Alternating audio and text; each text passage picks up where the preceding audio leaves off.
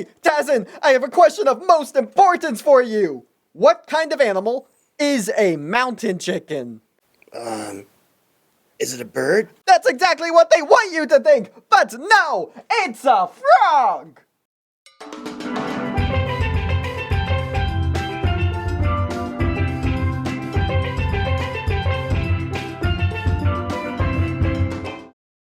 Hi everybody, I'm Animal Boy and welcome to Amazing Animal News, the show that brings you happy news about animals.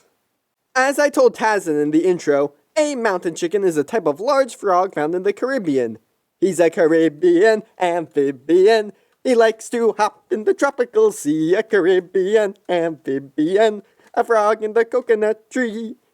Comment down below if you get that reference, you extremely cultured individuals. And while you're down there, make sure you subscribe, please. We're trying to hit 20K by the end of this year. In case y'all are wondering, which I was as well, they are called mountain chickens because 1. They live in the mountains, and 2. The natives say they taste like chicken. Though I'll have to take their word for it. But it is an interesting thought to name things based on how they taste. Like, would ice cream be sweet colds, and would cookies be like chewy crumbles? And would electrical outlets be bzzz? Who knows?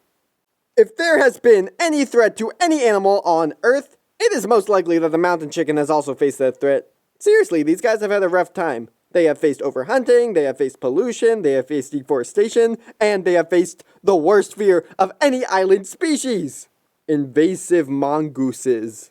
Seriously, it happens more than you would think.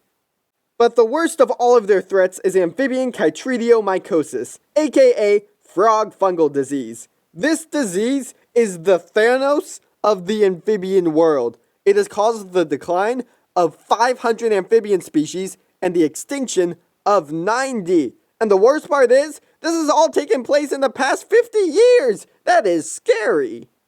This has caused mountain chickens to become critically endangered.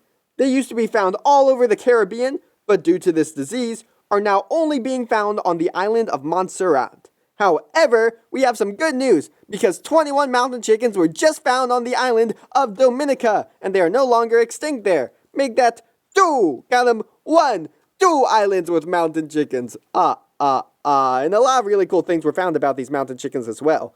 Like a few of them are resistant to the fungal frog disease, and that is very helpful for the survival of the species. And another one is 11 years old, making him the oldest wild mountain chicken in the world. There's a lot going on in that little population right there. I wonder what kind of wisdom that mountain chicken would have, though. Back in my day, we used to be the only chickens, and we called chickens feather possums. Here at Puppeteria, we have all decided to talk about our favorite misnamed animals today. Mine is the mountain chicken, so y'all can't have that. But behold, my friends' favorite misnamed animals. My favorite animal that's been misnamed is the jellyfish. It's not made of jelly, nor fish. I learned both of those the hard way. Space Penguin's favorite is the horny toad. It's just a lizard. And it doesn't think of you that way. My favorite misidentified animal is a horse. It is actually called a cow. A horse? Yes, a horse. Well, they're cows. Sorry, a horse is a horse. No, I'm pretty sure they're cows. Why else would the people who ride them be called cowboys? You have to use your brain sometimes, Sam. I like flying lemurs, but they don't fly. And they're not lemurs. Avatar lied to me. The sarcastic fringe head. Because once you get to know him, he's actually really polite. My favorite misidentified animal is the Taylor Swift millipede, for it does not look like Taylor Swift. Ah! I have 2 words for you. Bear, cat. But it ain't either of those. It gets props for smelling like popcorn, though. Good job, everyone. Those are some amazing misnamed animals. Except for you, Pete. A horse is definitely a horse.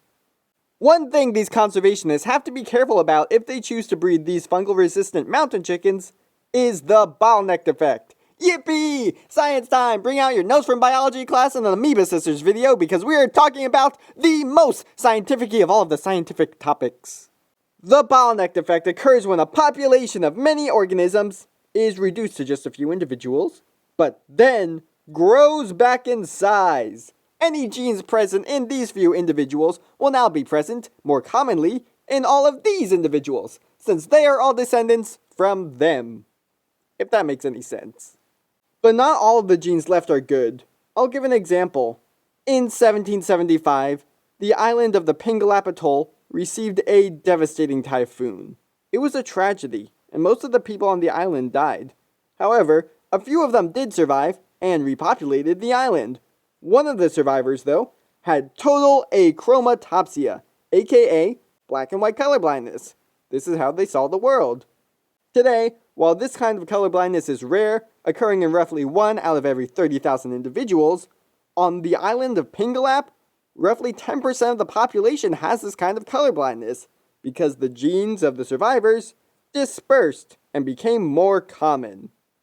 Scientists and conservationists are hoping this spreading of the genes could happen with the frogs that are resistant to amphibian chytridiomycosis. However, a word of warning for any scientists who are hoping to breed these mountain chickens.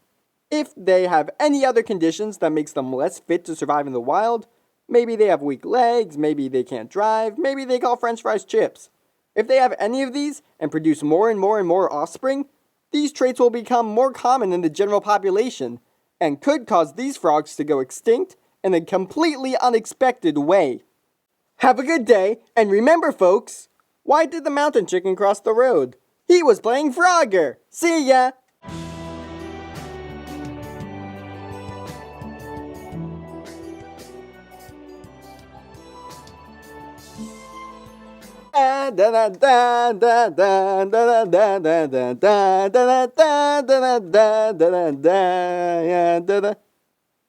Is the camera still on?